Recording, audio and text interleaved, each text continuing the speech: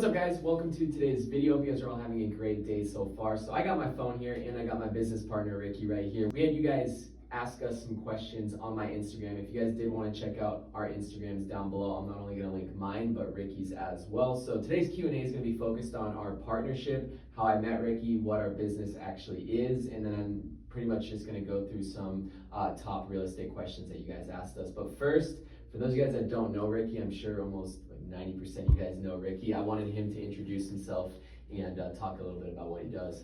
Hey, what's going on, guys? My name is Ricky. I have a YouTube channel as well, and I really began to work with Nick very consistently in the real estate field. So I trade in the stock market.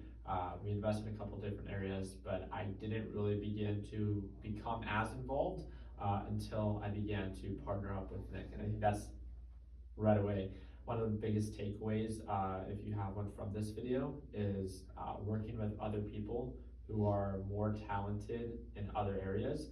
We got Michael with the content creation and the marketing, and then I have amazing people like Nick as well, who's obviously more talented in real estate. And that's the amazing part about partnerships, is you get to choose who you work with, and you just want to ensure that there's those complementing partnerships. Yeah, absolutely. I think all of the biggest successes I've had in my life, I've realized, have come through partnerships and not doing everything so individually. So that's a really exciting thing. And me moving out here has changed my life so much, just because I'm not only surrounded by my specific business partner, but that we have a whole team out here, which just helps each and every one of us, which helps each and every one of us grow as fast as possible. So the first question is actually coming from Angel, and he asked, how did we meet and how did our partnership start?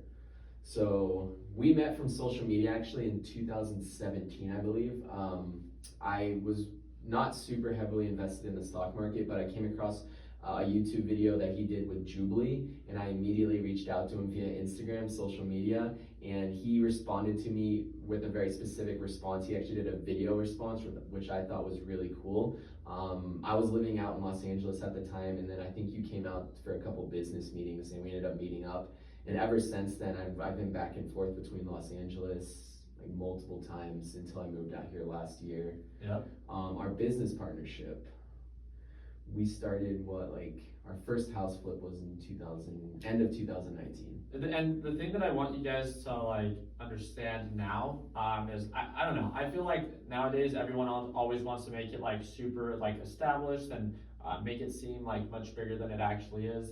Our partnership really just began as I saw someone that was very proactive in looking for deals, and I am someone that had enough capital to take advantage of these opportunities, and that's how we complement one another. That's the whole idea of complementing partnerships. It wasn't one day that I woke up and I'm like, hey, we need to build a real estate business and it needs to do 7 figures or nothing like that. It literally just started as I'm like, I like how much you hustle in the real estate market. Let's try to find a deal. Let's work on it together, and let's see where it goes from there. So I'm sure you guys, first off, what I want to say is how we met. How many of you guys started subscribing to my YouTube channel because of Jubilee? I'm sure a majority of you guys as well.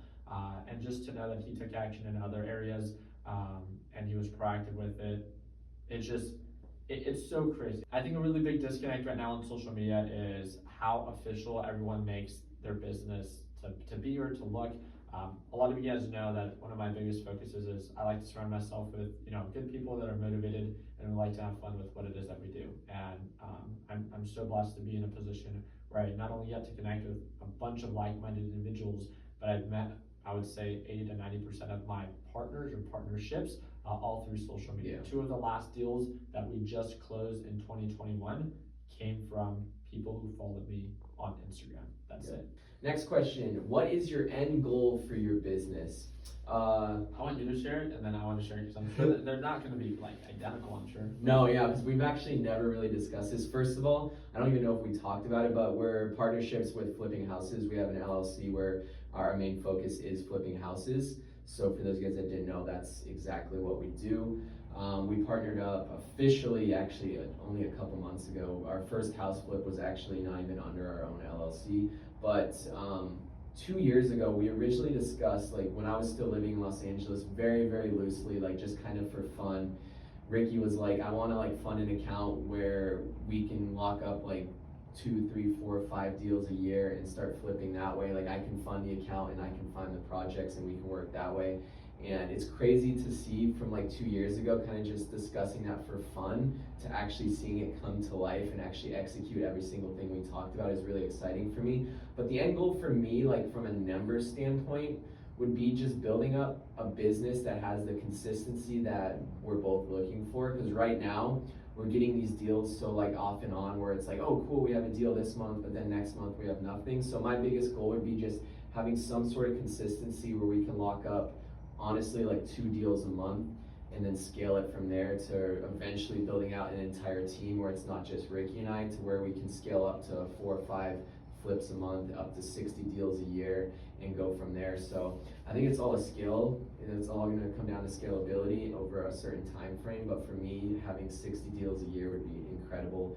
And having a team underneath Ricky and I would be incredible, where we can get like a cold caller, we can have someone write handwritten letters, we can have a marketing team, all that kind of stuff. So that's my end goal for this partnership for sure in our business. So I have 2 goals for this business, and you guys can let me know in the comment section whose goals you prefer. But my main focus has always been is, again, I like to work with people that do better in other areas than myself. So when I did see that opportunity, I saw how motivated Nick was. I was like, yeah, I'll fund the account. Just like, if you see opportunity in a baseball player, basketball player, and you have the capital to make it possible for them, why wouldn't you invest in them? And that's kind of how I saw Nick. We tested out, again, just for fun, very unofficial. We didn't even have an LLC. We literally were just like, yo, I'll fund it. I'll fund the rehab. You find the deal and orchestrate the whole thing. Be the project manager. And we're like, it was literally just. Have you guys ever had those discussions with your friends when you talk about big business ideas that you never actually implement? We literally were just having fun talking about what we'd like to do together, and Nick took action and I did my part. I think it's absolutely amazing what he wants to do when it comes down to scaling. My biggest focus for the business part in that aspect is building an infrastructure with our real estate where we can create, like he said, that consistent deal flow. At the end of the day, when it comes down to real estate and when it comes down to house flipping, it's all about deals and it's all about the numbers. So that is 100% a big focus for this year. I don't expect, obviously the goal is to do a large number of house flips a year. We have nothing but time, both Nick and I feel are relatively pretty young, and I want to have fun with it. I know that we have time. I'd love to scale it to that point, but even if we get to 2 to 3 house flips by the end of this year every single month, I think that's a step in the right direction. Now my second goal, and I think this is where a lot of you guys would appreciate it, how cool would it be is if you can work on your first house flip with someone like Nick or myself. I think a big focus of mine, especially nowadays in today's market, I don't know a lot of people out there, but I think it would be amazing for those that find deals. Let's say that you guys have someone in your area, you guys have a family, friend, or relative that wants to sell a property and that you can make it out potentially that it's a good deal. How amazing would it be that we come up with a rev split, that we partner up with you, and that we make it happen and teach you the ropes. That's essentially what we're doing with the 2 most recent flips, and being able to be inclusive with the people that present us the deals. I think the ability to be able to provide that experience for the people that follow us and walk them through the steps of individuals that do it as a full-on business is something that can be both inspiring and of course some profits in your pocket as well. And you guys can answer down below. What do you guys, if you guys had a deal, would it be something that you would consider? Like, would you do a house flip with someone like Nick and myself? And I think that's just a counterpart of what I want this business to be. No, I like that a lot, yeah. It's true, it's true, the last 2 flips we've had, we're actually partnering up with people that followed us, which is really exciting. And it's just kind of diversifying the way that we find our deals, which is almost the most exciting thing about the whole situation. So next question is, what is each of your guys' roles in your partnership? So I've talked about this in some of my past videos, and I think it works out really, really well. So Ricky is solely he funds absolutely everything in the deal. Originally, actually, our first house flip we ever did, we were still trying to figure out the whole situation. So we started out with me funding the reno, he funded the actual entire purchase of the property, and then we sort of worked out where he funds absolutely everything and I take all the stress off of him, because he has a lot of other things and a lot of other businesses going on, where I can handle the workload, I can handle the management, getting all the numbers, all the receipts, all the numbers, all the contractors, take care of all that, and kind of just facilitate the entire deal. And that's what our partnership has come to right now. And I think it works out really well. What I want to share about that is, again, it first started as something that we just talked about, right? So originally, I was like, okay, well, I'm putting up really a majority of the money. I was just like, and I hope you're okay with me talking about this. We're not talking, going to talk about exact percentages or anything like that, but I think, you know, if we're going to talk about partnerships, compensation is something that needs to be spoken about in the very beginning, because at the end of the day, it's, you know, a very important factor in building a business, and especially a partnership. No one wants to be overworked and undercompensated. And as I began to see that we took on more projects, I began to see not only the stress level, but of course, just the work that he had to invest into this business was much greater than mine. So things began to shift. And I looked at it as like an outsider perspective, where I tried to think big picture. I want to make sure that my partner feels compensated and valued in this partnership. And if I'm taking a majority of the profits, yet he's doing a majority of the work, at one point or another, once it builds to a certain level, this is why I think that we see a lot of partnerships split, because there is one person that feels undervalued.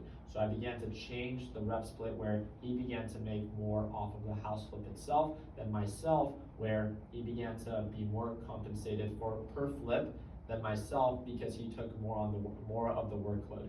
And I think that's a big takeaway that I've learned from a lot of the partnerships and just relationships that I've built myself, that I didn't want to be so greedy on the profits per flip right now, because I know building a strong business and a strong partnership with someone that I see long-term value in, it's good to invest in now, where yeah, I might have more money invested and more risk and maybe not getting as much return, but I strongly believe that big picture, it's gonna do me well partnering up with Nick. So right now, you guys might be like, well, yeah, of course, like, you partner up with Ricky, but at the end of the day, and like the value that I see with Nick and how he can grow something, and just his like work habits, I promise you that's not gonna be something that you guys will all think, you know, years from now. So. Awesome. 2 more questions. The second to last question is, when did each of you purchase your first house? And then the final question is, what's your guys' favorite car? Kind of ended on a completely different topic here. You can go first, because you actually bought your house way before I bought my first house. Yeah, so first off, I bought my house in 2015. The end of 2015, I think it was December 22nd that I closed on it, officially closed on it. I was 20 years old. Cost of living in Arizona was much less expensive, almost pretty much 50% of what it is now, and it's still cheaper now here than it is in California. I grew up in California. I got pre-qualified having a normal job. I was, you know, a way that I built up capital was I had a couple side hustles that allowed me to save money. I was very frugal, very similar to what I'm sure you're going to hear about Nick's story. But yeah, bought my first house at age 20, got an amazing deal. It's doubled since I purchased it. Yeah, or over double. They like to remind me. I hate hearing it. But yeah, I think again, one of the things that I always like to encourage our followers is it's always a scary thing. It's always a big thing, a big purchase that a lot of people, I think, instill fear in themselves about. But I think once you begin to kind of learn a little bit more about the steps you need to take to work towards buying your first house, it becomes less scary, because you can build a plan, even if you're not ready right now, in the near future. And again, if you're watching this video, you're probably pretty young and you have nothing but time to eventually get to that point. So, how much did you buy it for? It was like one in the hundreds. $167,000.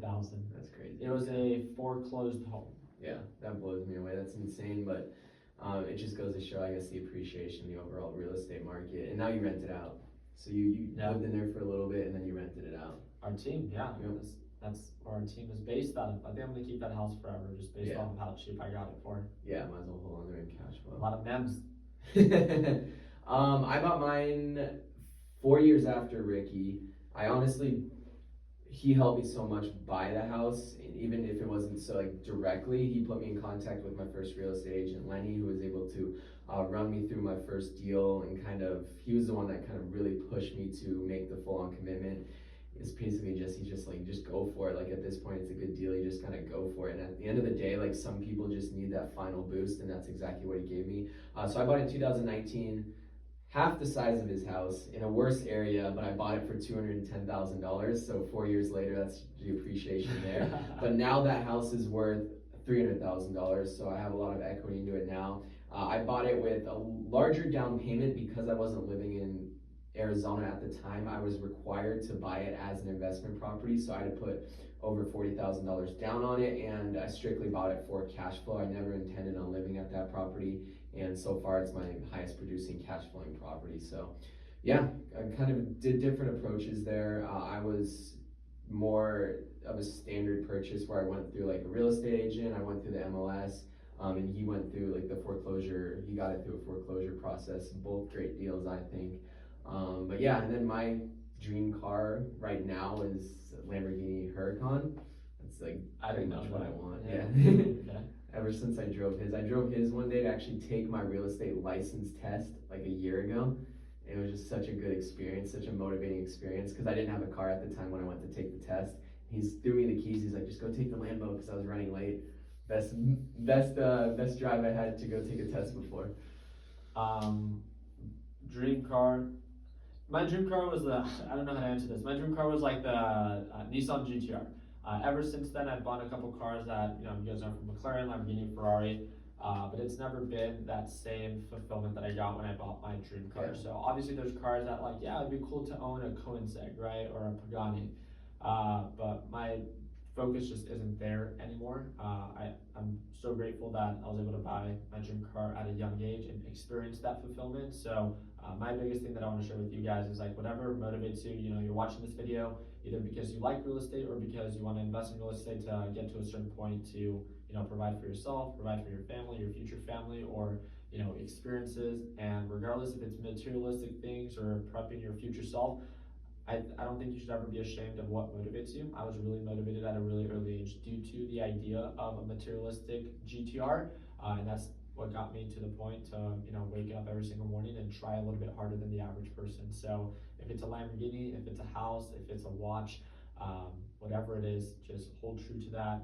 hustle, make it happen. And if you work for it and you earn it, then don't be afraid to enjoy the fruits of your labor. So absolutely. Well, that was it. I thank you guys so much for watching the video. I hope you guys enjoyed Ricky on the channel as well. Both of our information will be down below. I'm surprised you guys didn't ask the question of like, hey Nick, like what is it like having such a beautiful partner? Just think about it. Look how ugly Nick is. Just imagine having to have such a good-looking business partner. And roommate too. And roommate. I have to see this guy every day. Dude, imagine waking up seeing this. I don't know. I'm surprised you guys didn't ask that. But yeah, make sure that you guys follow Nick. It's his first link down below for his Instagram. That's only for real estate. If you guys follow his main Instagram, he has like 500,000. He won't even see you. Real estate, you can ask him any questions. He'll answer those DMs. And if you guys are interested in investing in Arizona, my email will be down below as well. All of his information, YouTube, Instagram, everything will be down there for him too. I'd suggest you guys follow him as well. Thank you guys so much, and I hope you guys enjoyed your week or weekend. I don't know when this is getting uploaded. Drop a thumbs up. Yeah, drop a like, please. I do appreciate it. He will too. Of course.